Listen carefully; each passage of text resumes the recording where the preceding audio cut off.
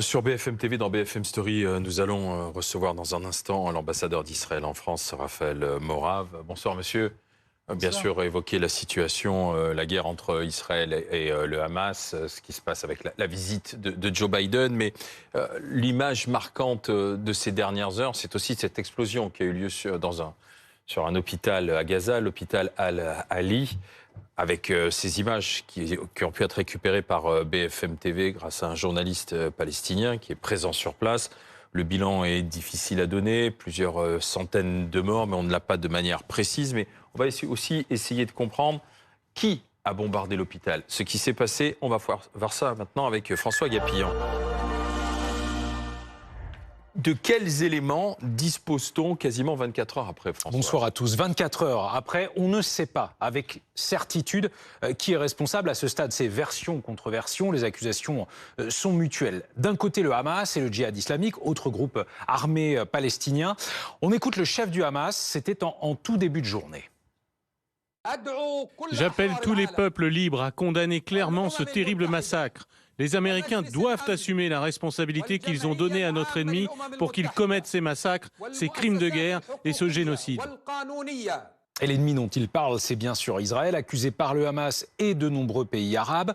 Pour l'État hébreu, au contraire, il existe des preuves le disculpant. Nos radars ont détecté des missiles tirés par des terroristes depuis la bande de Gaza au moment de l'explosion. L'analyse de la trajectoire de la salve de missiles montre qu'ils ont été tirés à proximité de l'hôpital. Nous avons des enregistrements de discussions entre terroristes parlant d'un missile défectueux. Les terroristes réalisent que le missile s'est écrasé et font des références très claires à l'hôpital Al-Ali. Alors, penchons-nous justement là-dessus. Tsahal désigne un coupable, le djihad islamique, dont vous voyez ici l'emblème. L'armée israélienne dévoile un enregistrement audio. Il s'agirait d'une discussion entre deux membres du Hamas. Extrait.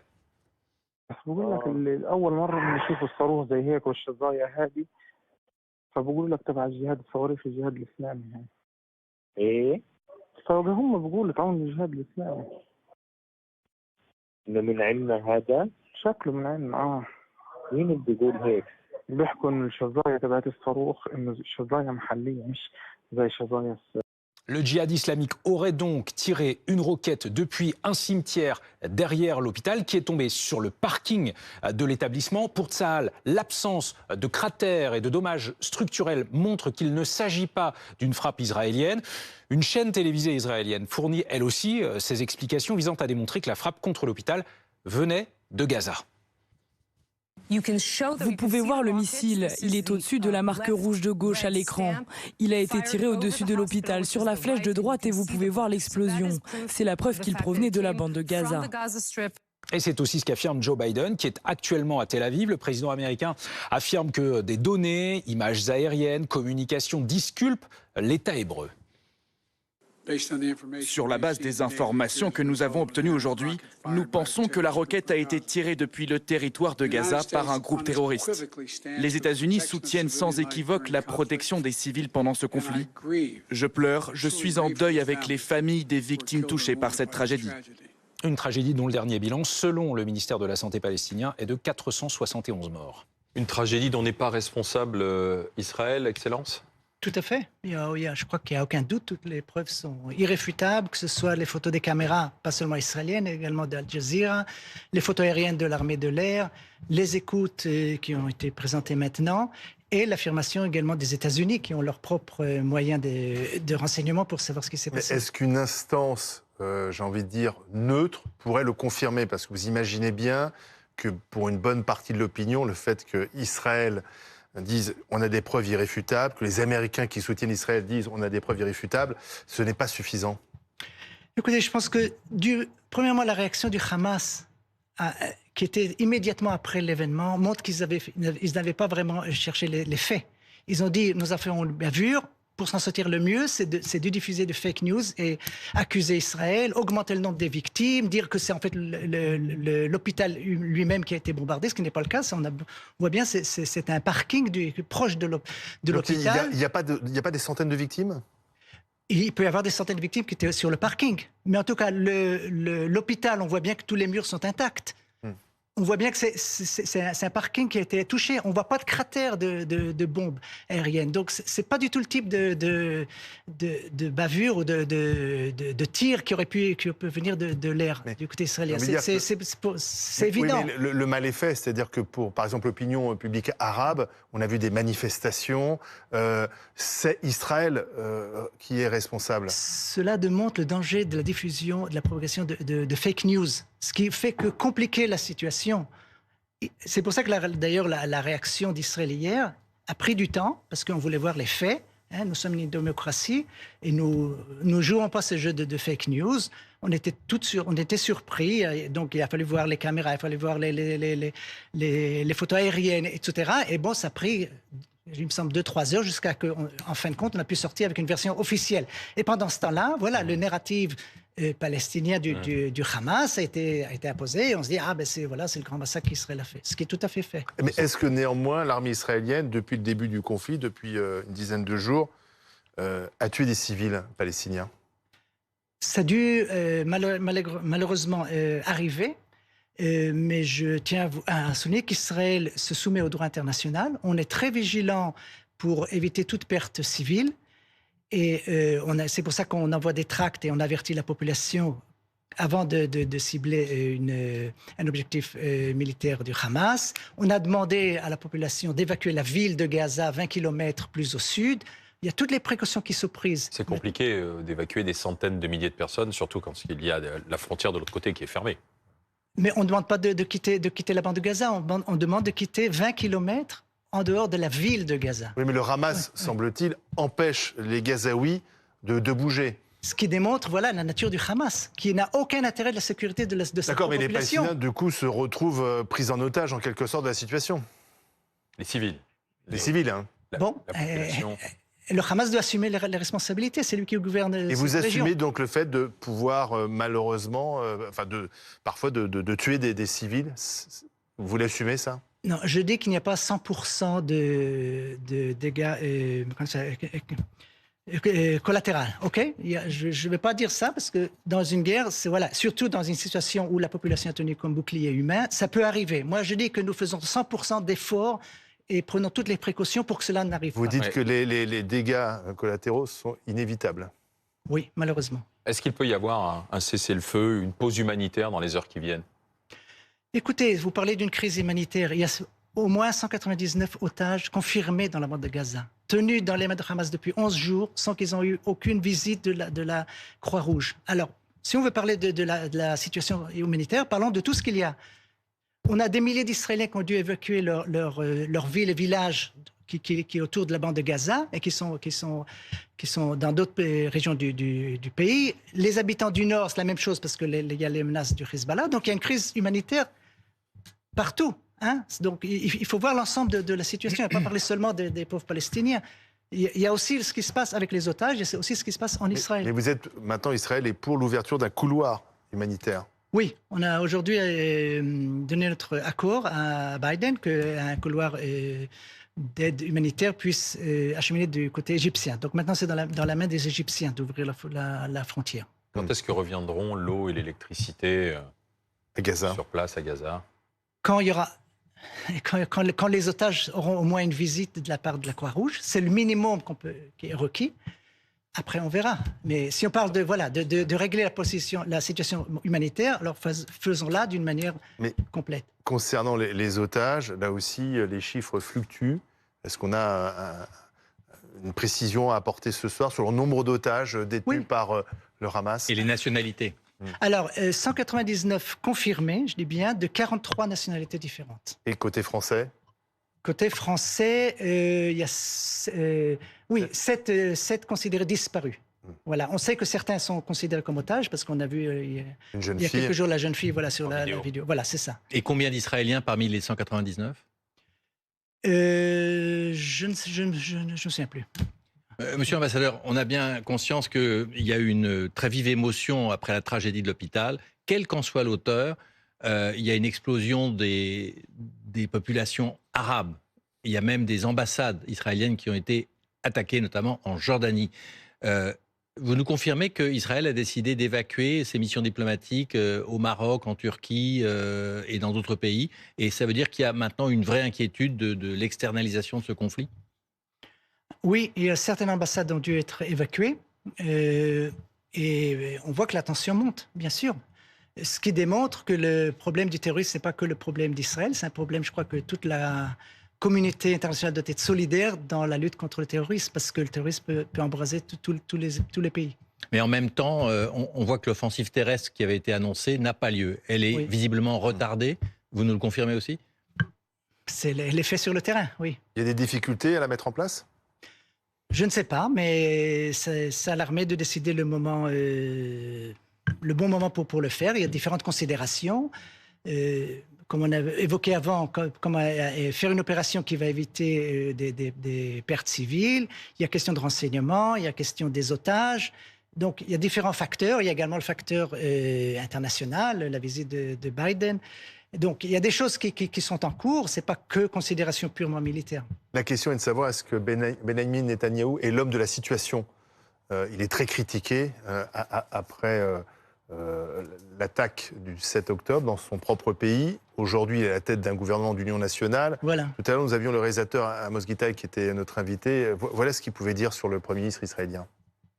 Moi, je trouve que Netanyahou est très dangereux pour Israël parce que pour continuer de rester au pouvoir, il incite les groupes, les juifs contre l'arabe, les séfarades contre l'ashkénaze, les religieux contre les laïcs. Moi, je trouve que depuis longtemps, il doit partir. De toute façon, le composite du gouvernement actuel, qu'il y a des êtres messianiques, les gens corrompus, elle fait beaucoup de mal à Israël.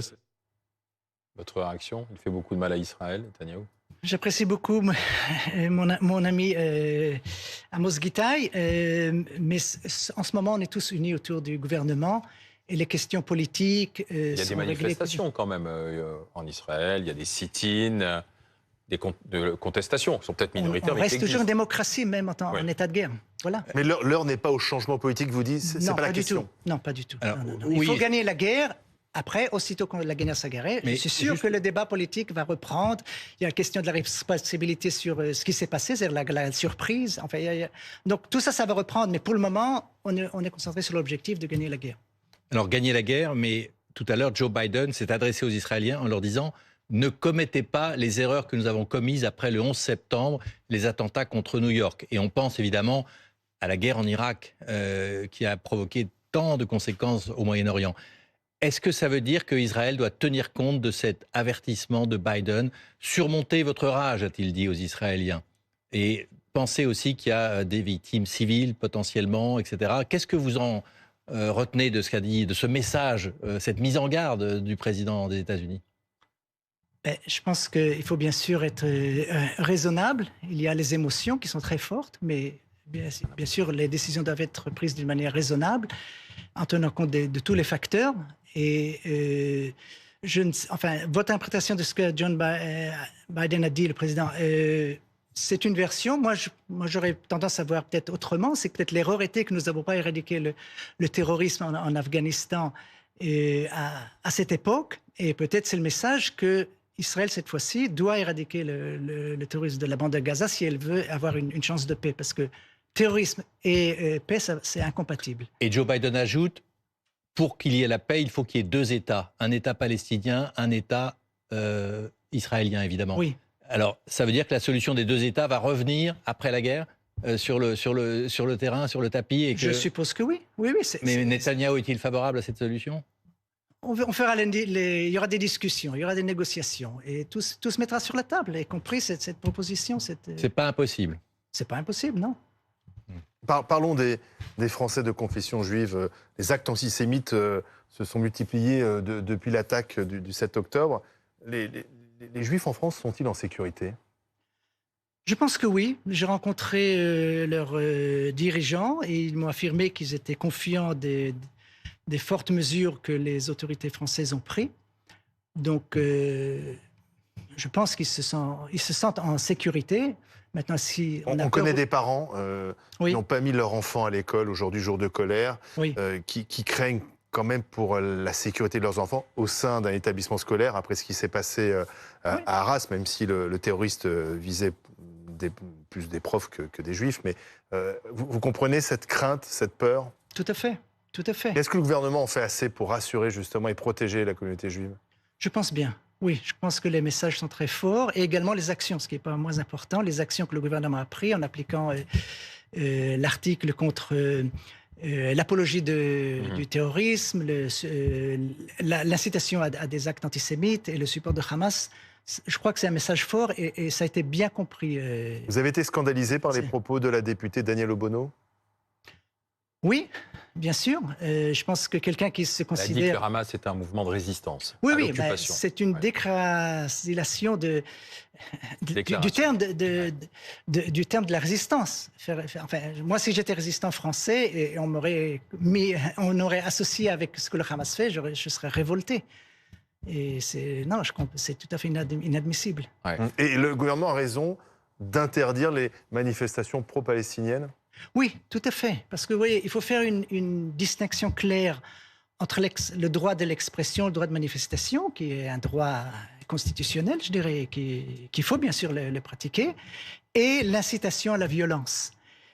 Et cette ligne doit être claire, parce que sinon, les extrémistes qui sont... que normalement ils sont endormis, si on peut dire, quand ils entendent qu'une certaine légitimité dans l'espace public, de la violence, de l'incitation à la haine, etc., ils prennent action. C'est ce qui se passe. Et donc, je crois que c'est tout à fait justifié d'interdire ce type de manifestation. Mais est-ce qu'aujourd'hui, dire qu'on est pour un État palestinien ou pro-palestinien, c'est forcément être antisémite ou antisioniste? Pas du tout, pas du tout. Parce que c'est souvent l'amalgame qui est renvoyé à la personne qui le dit. Non, écoutez, il ne s'agit pas d'être pro-palestinien. Être pro-palestinien, en fait, c'est être anti-Hamas. Le Hamas, vous voyez bien, il agit contre l'intérêt du peuple palestinien. Donc, on peut être très bien pro-palestinien et dire, justement, étant pro-palestinien, je me dissassocie de ce que le Hamas fait et du terrorisme. Parce que nous, Palestiniens, nous voulons la voie de la paix. C'est tout à fait légitime. Un dernier point. Joe Biden est venu en Israël. Est-ce que vous vous sentez plus fort après sa venue? Est-ce que les engagements qu'il a pris, notamment de faire voter une nouvelle aide au Congrès américain et son soutien, vous semblent suffisants pour poursuivre sur la même ligne, ou est-ce que ça va faire un peu évoluer les choses? Non, le support des États-Unis est très important, que ce soit matériel, que ce soit moral, que ce soit diplomatique. Et donc on se sent conforté du support américain. Et est-ce que ça va changer les choses? On tient toujours compte de la position américaine dans tout ce que nous faisons. Nous sommes en très proche coordination avec les Américains et cela va continuer. Et je crois que c'est un pays allié que, bien sûr, c'est très important en ce moment-là que le président lui-même vient exprimer ce qu'il est à côté d'Israël et qu'il soutient Israël en ce moment-là. C'est jamais vu d'ailleurs qu'un président américain vient en Israël quand il est en état de guerre. Et donc, ouverture du couloir humanitaire demain pour acheminer les médicaments à Gaza?